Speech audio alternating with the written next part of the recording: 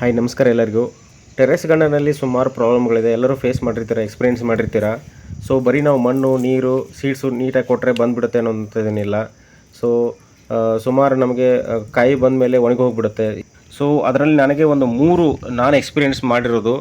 So ಅದ್ರ ಬಗ್ಗೆ ನಿಮ್ಗೆ ಮಾಹಿತಿ ಕೊಡ್ತೀನಿ. ಅದನ್ನು ಯಾವ ರೀತಿ ನಾವು ಸರಿ ಮಾಡಿಸ್ಕೋಬೇಕು ಅಂತಲೂ ಕೂಡ ನಾನು ಇದರಲ್ಲಿ ಹೇಳ್ತಾ ಹೋಗ್ತೀನಿ ಮಧ್ಯದಲ್ಲಿ. ಅದರ ಜೊತೆಗೆ ನಾನು ಕಂಪ್ಲೀಟ್ ನನ್ನ ಟೆರೆಸ್ ಗಾರ್ಡನನ್ನು ಟೂರ್ ಮಾಡ್ತಾಯಿದ್ದೀನಿ. ಸೊ ಮಧ್ಯದಲ್ಲಿ ನಿಮಗೆ ಇದ್ರ ಟಿಪ್ಸು ಕೂಡ ಕೊಡ್ತಾ ಹೋಗ್ತೀನಿ. ಸೊ ಮೊದಲರದ ಎಲ್ಲರೂ ಸಬ್ಸ್ಕ್ರೈಬ್ ಮಾಡಿರಿ ಮತ್ತು ಕಂಪ್ಲೀಟ್ ವಿಡಿಯೋ ನೋಡಿರಿ. ಮೊದಲನೇದಾಗಿ ನನ್ನ ಟೆರೆಸ್ ಮೇಲೆ ಒಂದು ಗ್ರಾಫ್ಟೆಡ್ ಗೋವಾ ಅಂದರೆ ಪೇರು ಹಣ್ಣು ಹಾಕಿದ್ದೆ ನಾನು. ಸೊ ಅದು ಇವತ್ತು ನನಗೆ ಒಂದು 2 ಹಣ್ಣು ಬಂದಿದೆ, ತುಂಬ ಫ್ರೆಶ್ ಆಗಿ. ನೋಡಿ, ನಿಮಗೆ ಒಂದು ಟಿಪ್ಸ್ ಹೇಳಬೇಕಂತಂದರೆ, ಯಾವುದೇ ಕಂಟೈನರ್ ಮಾಡ್ಕೋತಿರಲ್ಲ ಪಾಟ್ಸು, ಸೊ ಕಂಪಲ್ಸರಿ ದೊಡ್ಡದಿತ್ತು ಅಂತ ಅಂದರೆ ಒಂದು 200 ಲೀಟ್ರ್ ಇದ್ದರೆ ಒಂದು 2ರಿಂದ 3 ಹೋಲ್ ಮಾಡ್ಕೊಳ್ಳಿ. ನೀಟಾಗಿ ಅದಕ್ಕೆ ನೀರು ಪಾಸ್ ಆಗಲೇಬೇಕು, ನೀರು ಫಿಲ್ಟರ್ ಆಗಲೇಬೇಕು. ಸೊ ಇಲ್ಲ ಅಂತಂದರೆ ನಿಮ್ಮ ಯಾವುದೇ ಬಳ್ಳಿ ಹಾಕಿ, ಈಗ ನೋಡಿ ನನಗೆ ಎಕ್ಸ್ಪೀರಿಯೆನ್ಸ್ ಆಗಿರೋದು, ಒಂದು ಅವರೆ ಬಳ್ಳಿ ಹಾಕಿದ್ದೆ. ಸೊ ಅದು ಜವಾರಿ ಸೀಡ್ಸು, ಸೊ ನಾಟಿ ಸೀಡ್ಸು, ಒಂದು 2 ಮಂತ್ಸು ಬೆಳೆದಿತ್ತು, ಚೆನ್ನಾಗೇ ಬಂದಿತ್ತು.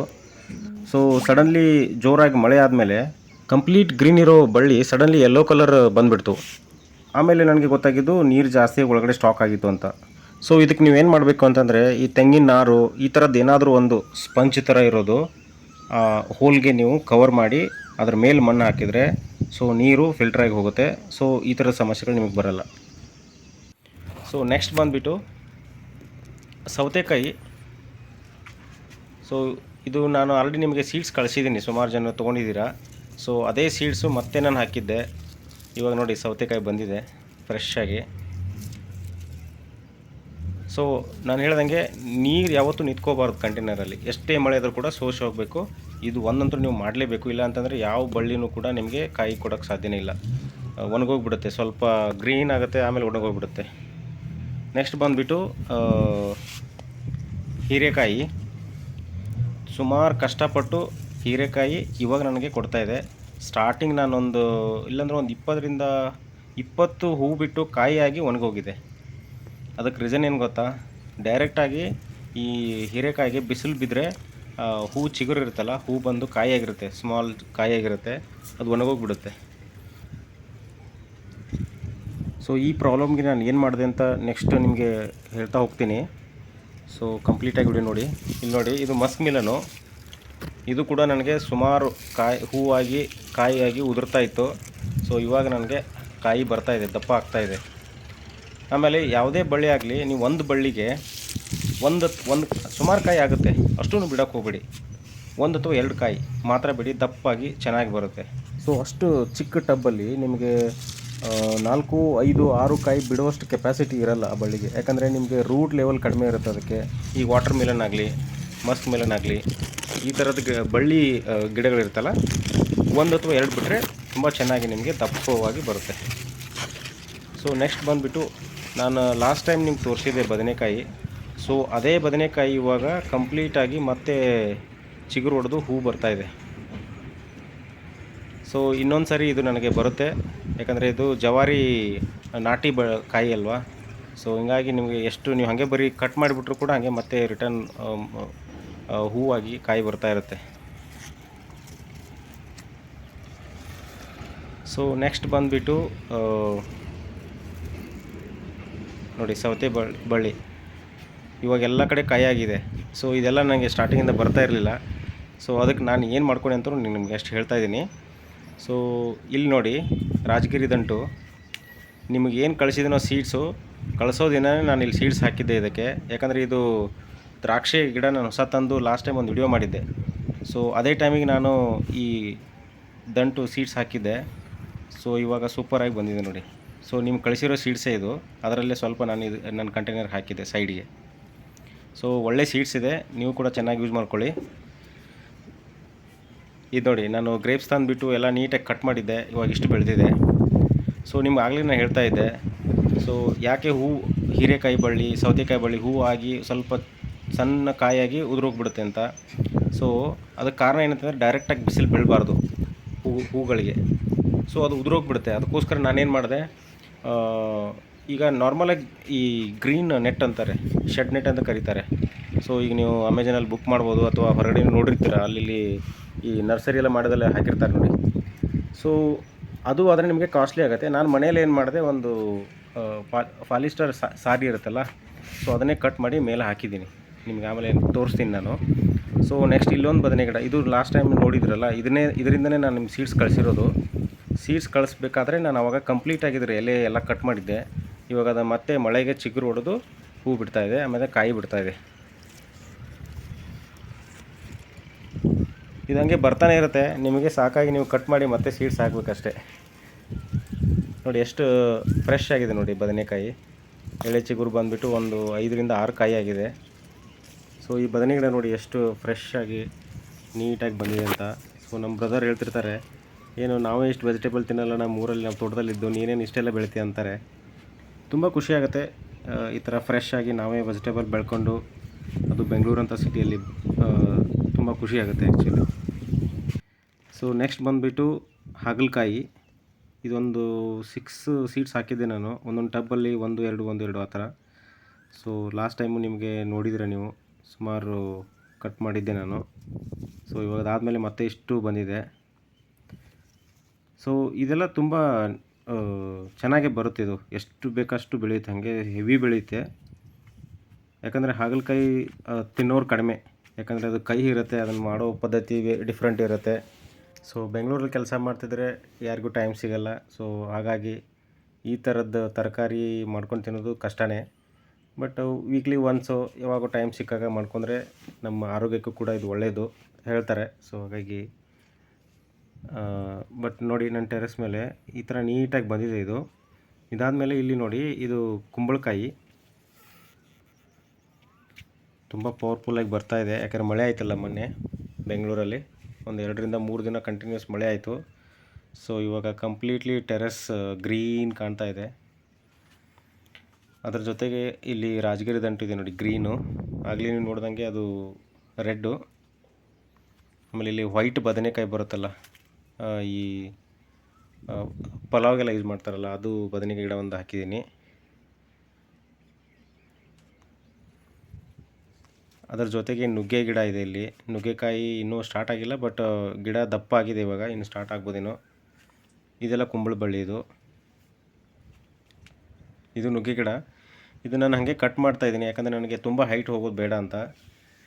ಸೊ ನನಗೆ ಅಷ್ಟೇ ಒಂದು 5 to 6 7 ಫೀಟ್ ಅಷ್ಟರ ಒಳಗಡೆ ಅದು ನನಗೆ ಕಾಯಿ ಕೊಡಬೇಕು, ಆ ಥರ ನಾನು ಅದನ್ನು ಮಾಡ್ತಾಯಿದ್ದೀನಿ. ಯಾಕಂದರೆ ನನಗೆ ಈ ಡೈರೆಕ್ಟಾಗಿ ನಾವು ನೆಲದ ಮೇಲೆ ಬೆಳೀತಾ ಇದ್ದರೆ ಒಳ್ಳೆಯದು. ಬಟ್ ಇಲ್ಲಿ ನಾವು ಟೆರೆಸ್ ಮೇಲೆ ಬೆಳೆದ್ರಿಂದ ತುಂಬ ಹೈಟ್ ಹೋದರೆ ಮೇಂಟೈನ್ ಮಾಡೋದು ಕಷ್ಟ ಆಗುತ್ತೆ.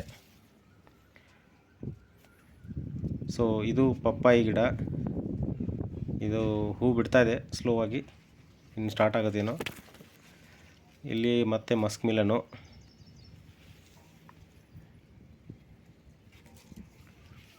ಸೊ ನೋಡಿ ಮೆಣಸಿನ ಗಿಡ. ಇದು ಚಿಕ್ಕದಾಗುತ್ತೆ, ಬಟ್ ತುಂಬ ಖಾರ ಇರುತ್ತೆ. ಇದು ಸ್ವಲ್ಪ ದಪ್ಪ ಆಗುತ್ತೆ, ಖಾರ ಕಡಿಮೆ. ಸ್ವಲ್ಪ ವೆರೈಟಿ ಹಾಕಿದ್ದೀನಿ.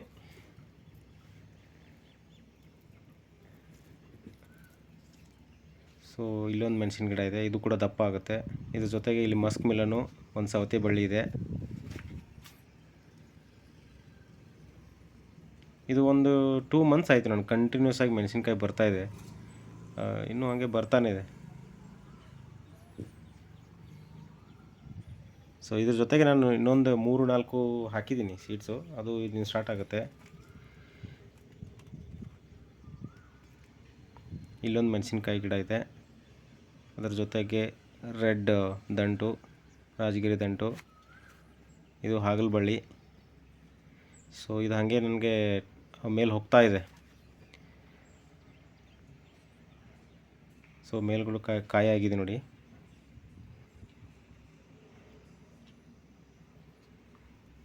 ಸೊ ನೆಕ್ಸ್ಟ್ ಬಂದುಬಿಟ್ಟು ಬಾಳೆ ಗಿಡ. ಇದು ನಾನು ಲಾಸ್ಟ್ ಟೈಮ್ ಹೇಳ್ದಂಗೆ ಊರಿಂದ ತೊಗೊಂಬಂದಿದ್ದೆ, ಇವಾಗ ಇಷ್ಟು ಬಂದಿದೆ. ಗೊತ್ತಿಲ್ಲ ನನಗೆ ಎಷ್ಟು ಇದು ಶೋರಾಗಿ ಬರುತ್ತಂತ. ಬಟ್ ನನಗೇನೆಂದರೆ ಈ ಬಾಳೆದೆಲೆ ನಂಗೆ ತುಂಬ ಯೂಸ್ ಮಾಡ್ತೀವಿ ಮನೆಯಲ್ಲಿ, ಈ ಪೂಜೆ ಗೀಜೆ ಇದ್ದಾಗ. ನಾನು ಅದು ಒಂದು ಇಂಟೆನ್ಷನ್ ಇಟ್ಕೊಂಡು ಹಾಕಿದ್ದೀನಿ. ಬಾಳೆಹಣ್ಣು ಬಂದರೆ ಇನ್ನೂ ಗ್ರೇಟು, ನೋಡೋಣ. ಇದು ಕೂಡ ಒಂದು ನಿಂಬೆಹಣ್ಣಿನ ಗಿಡ, ತುಂಬ ಕ್ಯೂಟಾಗಿ ಎಷ್ಟು ಚೆನ್ನಾಗಿ ಬಂದಿದೆ ನೋಡಿ ನಿಂಬೆಹಣ್ಣು. ಸೊ ನೋಡಿ, ಒಂದು ಟಬ್ಬಲ್ಲಿ ನಾನು ಬರೀ ಈಗ ಒಂದು ನಿಂಬೆ ಗಿಡ ಅಂದರೆ ಅದ್ರ ಜೊತೆಗೆ ಇನ್ನೊಂದು ಯಾವುದೋ ಒಂದು ಹಾಕಿರ್ತೀನಿ. ಸೊ ಅದ್ರ ಜೊತೆಗೆ ಒಂದು ಕುಂಬಳ ಬಳ್ಳಿ ಹಾಕಿದ್ದೀನಿ. ಸೊ ಈ ಕುಂಬಳ ಬಳ್ಳಿ ನೋಡಿ ಎಷ್ಟು ಚೆನ್ನಾಗಿ ಬಂದಿದೆ. ಸೊ ಹಂಗೆ ಮೇಲೆ ಕಳಿಸಿದೆ, ಹೋಯಿತು ಹಂಗೆ ಮೇಲೆ ಹೋಗಿ ಇವಾಗ ಅಲ್ಲಿ ಮೇಲೆ ಒಂದು ಕಾಯಿ ಬಿಟ್ಟಿದೆ. ಈ ಬಂದು ಬಳ್ಳಿಗೆ ನಾನು ಒಂದೇ ಒಂದು ಕಾಯಿ ಬಿಟ್ಟಿದ್ದೀನಿ, ದಪ್ಪದಾಗಿ ಚೆನ್ನಾಗಿ ಬಂದಿದೆ ನೋಡಿ. ನೆಕ್ಸ್ಟ್ ತೋರಿಸ್ತಾ ಇದ್ದೀನಿ. ಹೂ ಬರ್ತಾಯಿದೆ ಇನ್ನೂ, ಬಟ್ ಅದು ಈಗ ಆಲ್ರೆಡಿ ಒಂದು ಕಾಯಿ ಬಂದುಬಿಟ್ಟು ದಪ್ಪ ಆಗಿದೆ. ಸೊ ಇನ್ನೊಂದು ಹೂ ಬಿಡ್ತಾಯಿದ್ದೀನಿ ಇಲ್ಲಿ. ಸೊ ಅದು ಈಗ ನನಗೆ ಅದು ಕಾಯಿ ಬಂದಮೇಲೆ ಇನ್ನೊಂದು ಬಿಟ್ಟರೆ ಒಳ್ಳೆಯದು, ಏನು ತೊಂದರೆ ಇಲ್ಲ. ಕುಂಬಳ ಬಳ್ಳಿ ಬರುತ್ತೆ, ಏನು ತೊಂದರೆ ಇಲ್ಲ. ಬಟ್ ನಾನು ಹೇಳ್ದಂಗೆ ಹೀರೆಕಾಯಿ, ಸೌತೆಕಾಯಿ ಇವೆಲ್ಲ ಬರುತ್ತೆ. ಓನ್ಲಿ ಮಸ್ಕ್ ಮಿಲನು, ವಾಟರ್ ಮಿಲನು ಆ ಥರದ್ದು ಮಾತ್ರ ನೀವು 1 ಅಥವಾ 2 ಕಾಯಿ ಮಾತ್ರ ಬಿಡಿ. ಸೊ ಇದು ನೋಡಿ ಎಷ್ಟು ಚೆನ್ನಾಗಿ ಬಂದಿದೆ ದಪ್ಪದಾಗಿ.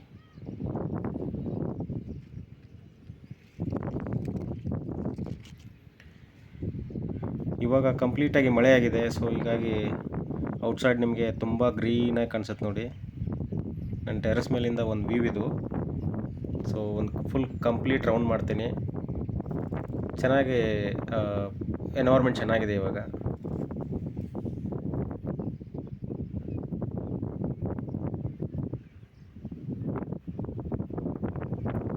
ಓಕೆ, ಇವಾಗ ನೋಡಿ ನೆಕ್ಸ್ಟ್ ಬಂದುಬಿಟ್ಟು ಕಂಪ್ಲೀಟಾಗಿ ತೋರಿಸ್ತೀನಿ ನಾನು ನನ್ನ ಟೆರೆಸ್ ನಾನು ಎಷ್ಟು ಗಿಡಗಳು ಹಾಕಿದ್ದೀನಿ ಅಂತ. ಸೊ ಇದೊಂದು ಫಸ್ಟಿಗೆ ಮಾಡಿದ್ದು. ಈಗ ನಾನು ಇದರಿಂದನೇ ಹಾಗಲಕಾಯಿ ಅದೆಲ್ಲ ತೋರಿಸಿದೆ, ನುಗ್ಗೆ ಗಿಡ, ಮೆಣಸಿನ ಗಿಡ ಅದೆಲ್ಲ ತೋರಿಸಿದೆ ನಿಮಗೆ, ಪಪ್ಪಾಯಿ ತೋರಿಸಿದೆ. ಸೊ ಇನ್ನೊಂದು ಪ್ರಾಬ್ಲಮ್ ಏನಂತಂದರೆ, ನಾನು ಜಸ್ಟ್ ಬಿಫೋರ್ ಹೇಳ್ದಂಗೆ, ಸೊ ಈ ಥರ ನಾನು ಒಂದು ಸಾರಿ ತೊಗೊಂಡು ಅದನ್ನು ನೀಟಾಗಿ ಅಟ್ಯಾಚ್ ಮಾಡಿ ಇದನ್ನು ಹಾಕಿದ ಮೇಲೆ ನನಗೆ ಸೌತೆ ಬಳ್ಳಿ, ಆಮೇಲೆ ಅವರೆಕಾಯಿ, ಈ ಥರದ್ದೆಲ್ಲನೂ ನಮಗೆ ಕಾಯಿ ಬರ್ತಾಯಿದೆ.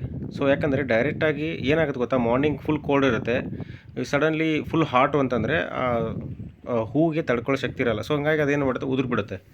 ಸೊ ಈ ಸಮಸ್ಯೆಗೆ ನಾನು ಈ ಥರ ಮಾಡ್ಕೊಂಡಾದ್ಮೇಲೆ ನನಗೆ ಸುಮಾರು ಕಾಯಿ ಬರ್ತಾಯಿದೆ. ನಿಮ್ಗೆ ತೋರಿಸಿದಲ್ವ ಹೀರೆಕಾಯಿ ಅದು ಇದೆಲ್ಲ, ಇಲ್ಲಿ ನೋಡಿ ನಿಮಗೆ ಚಿಕ್ಕ ಚಿಕ್ಕದಾಗಿ ಹೀರೆಕಾಯಿ ಬಂದಿದೆ.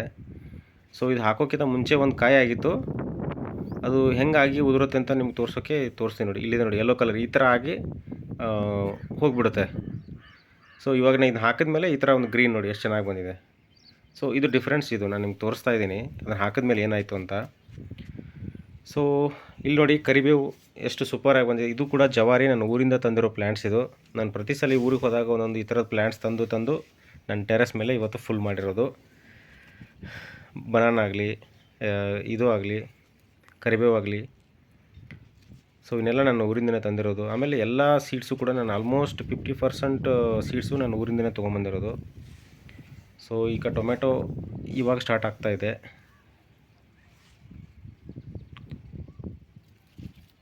ಸೊ ಇದೊಂದು ಆಯಿತು ನೋಡಿ. ಇದು ಸೊಪ್ಪು. ಇಲ್ಲಿ ಒಂದು ಆ್ಯಪಲ್ ಗಿಡ ತಂದು ಹಾಕಿದ್ದೀನಿ ನಾನು, ಗ್ರಾಫ್ಟೆಡ್ಡು. ಆನ್ಲೈನ್ ಅಮೆಝಾನಲ್ಲಿ ತಂದು ಹಾಕಿದ್ದೀನಿ, ಗೊತ್ತಿಲ್ಲ ಅದು ಹೆಂಗೆ ಬೆಳೀತೆ ಅಂತ, ಅದು ಕೂಡ ನಿಮ್ಗೆ ತೋರಿಸ್ತೀನಿ. ಸೊ ನಂಗೆ ಗೊತ್ತಿರೋಂಗೆ ಈ ಟೊಮ್ಯಾಟೊ ಗಿಡ ಹಾಕಿದ್ಮೇಲೆ ಒಂದು 2-3 ಪ್ರಾಬ್ಲಮ್ ಎಲ್ಲರೂ ಎಕ್ಸ್ಪೀರಿಯೆನ್ಸ್ ಮಾಡಿರ್ತೀರ. ಒಂದು ಏನಾಗಿರುತ್ತಂದರೆ, ಟೊಮ್ಯಾಟೊ ಕಾಯಿಯಾಗಿ ಹಣ್ಣಾಗೋ ಟೈಮಲ್ಲಿ ಕೆಳಗಡೆ ಭಾಗ ಮಾತ್ರ ಕೊಳೆತು ಹೋಗಿಬಿಡುತ್ತೆ, ಮೇಲ್ಗಡೆ ಮಾತ್ರ ರೆಡ್ ಆಗುತ್ತೆ. ಸೊ ಇದು ಏನು ಪ್ರಾಬ್ಲಮ್ ಏನಂತಂದರೆ, ನೀವು ನೀರು ವ್ಯತ್ಯಾಸ ಆಗಬಾರ್ದು. ಸಡನ್ಲಿ ಫುಲ್ಲು ಡ್ರೈ ಮಾಡಿಸಿ ಸಡನ್ಲಿ ನೀರು ಹಾಕಿದಾಗ ಸೊ ಈ ಥರದ್ದು ಒಂದು ಸಮಸ್ಯೆ ನಮಗೆ ಬರುತ್ತೆ. ಸೊ ಹಾಗಾಗಿ ನೀರು ಕೂಡ ನೀವು ಒಂದು ಸರಿಯಾಗಿ ಮೇಂಟೈನ್ ಮಾಡಬೇಕು. ಸೊ ಇದು ನೋಡಿ, ನಾನು ಹೇಳ್ದಂಗೆ ಇದು ಆ್ಯಪಲ್ ಗಿಡ, ಇದು ಅದ್ರ ಜೊತೆಗೆ ಹಾಗೆ ಪಾಲಕ್ಕಿದೆ.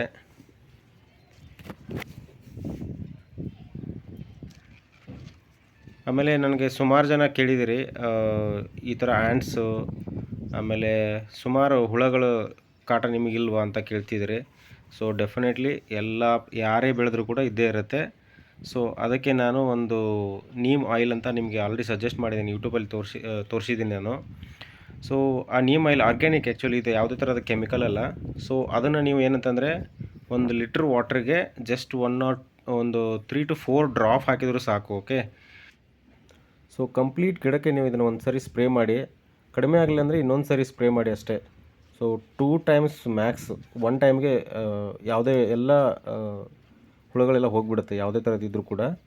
ಸೊ ಟ್ರೈ ಮಾಡಿ. ಇದು ಕಂಪ್ಲೀಟ್ಲಿ ಆರ್ಗ್ಯಾನಿಕ್ಕು, ಬೇವಿನ ರಸದಿಂದ ಮಾಡಿರ್ತಾರೆ, ಅದರದ್ದು ಆಯಿಲ್ ಆ್ಯಕ್ಚುಲಿ ಅದು. ಸೊ ಇದನ್ನು ನೀವು ಬೇಕಾದರೆ ಯೂಸ್ ಮಾಡ್ಬೋದು.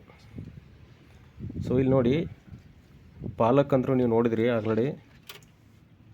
ಇಲ್ಲಿ ನೋಡಿ ಮಸ್ಕ್ ಮಿಲನು 2 ಕಾಯಿ ಬಿಟ್ಟಿದ್ದೀನಿ ನಾನು, ಮೇಲ್ಗಡೆ ಒಂದು, ಇಲ್ಲಿ ಕೆಳಗಡೆ ಒಂದು. ಸೊ ಇದೇ 2 ಕಾಯಿ ಇವಾಗ ದಪ್ಪ ಆಗ್ತಾಯಿದೆ. ಸೌತೆ ಬಳ್ಳಿ ಸುಮಾರು ಚೆನ್ನಾಗಿ ಬರ್ತಾಯಿದೆ ಇವಾಗ. ಸೊ ಇದು ನಾನು ಲಾಸ್ಟ್ ವಿಡಿಯೋಲಿ ತೋರಿಸ್ದಂಗೆ ಇದು ಗ್ರಾಫ್ಟೆಡ್ ಮ್ಯಾಂಗೋ. ಆ್ಯಕ್ಚುಲಿ ನಾನು ಕರೆಕ್ಟ್ ಟೈಮಿಗೆ ಇದನ್ನು ದೊಡ್ಡ ಕಂಟೈನರ್ಗೆ ಶಿಫ್ಟ್ ಮಾಡಲಿಲ್ಲ, ಹಾಗಾಗಿ ಈ ಸರಿ ನನಗೆ ಕಾಯಿ ಬರಲಿಲ್ಲ. ಸೊ ಇದು ನೋಡಿ, ಕಂಪ್ಲೀಟಾಗಿ ನೋಡಿ, ಇಲ್ಲಿ ನಾನು ಇಲ್ಲೇನು ತೋರಿಸೋದು ಹೀರೆಕಾಯಿ ಬಳ್ಳಿ ಇದು.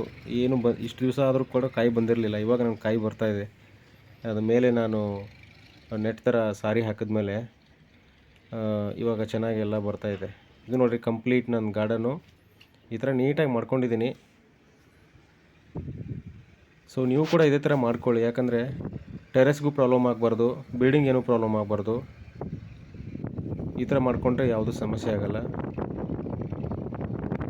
ಓಕೆ, ಸೊ ಎಲ್ಲರೂ ಮೊದಲೇ ಲೈಕ್ ಮಾಡಿರಿ, ಶೇರ್ ಮಾಡಿರಿ, ಸಬ್ಸ್ಕ್ರೈಬ್ ಮಾಡಿರಿ. Thank you so much.